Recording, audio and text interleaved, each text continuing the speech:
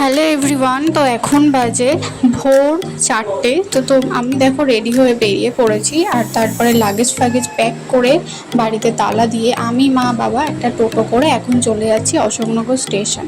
তোমরা হয়তো ভাবছো যে আমি এখন কোথায় যাচ্ছি, আরে দাঁড়াও দাঁড়াও বলবো। তো দেখো, তোমাদের সাথে কথা বলতে বলতে আমি চলে এসেছি অশোকনগর স্টেশন। এখান থেকে আমরা 5:35 ট্রেন ধরে ডিরেক্ট চলে যাব শিয়ালদা। তো ফাইনালি আমি শিয়ালদাতে এসেও গেছি। শিয়ালদা থেকে এবার সাউথের আমরা লাইনে যাব, বেসিক্যালি আমরা যাব ক্যানিং।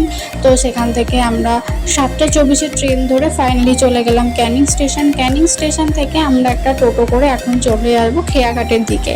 কোথায় যাচ্ছি, আরে দাঁড়াও বলবো পুরো ভিডিওটা দেখলেই তোমরা বুঝতে পারবে আমি কোথায় যাচ্ছি।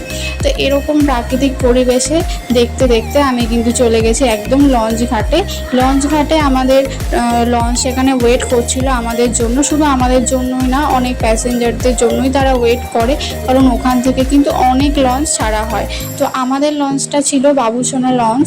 তো সেখানে আমরা উঠে গেলাম, আর আমরা যাচ্ছিলাম একটা অঞ্জলি ট্যুরিজমের পক্ষ থেকে ইলিশ উৎসবের জন্য। তো দেখো ফাইনালি কিন্তু আমরা লঞ্চ ঘাটে এসে গেছি, আর দেখতে পাচ্ছ কত এখানে লঞ্চ দাঁড়ানো।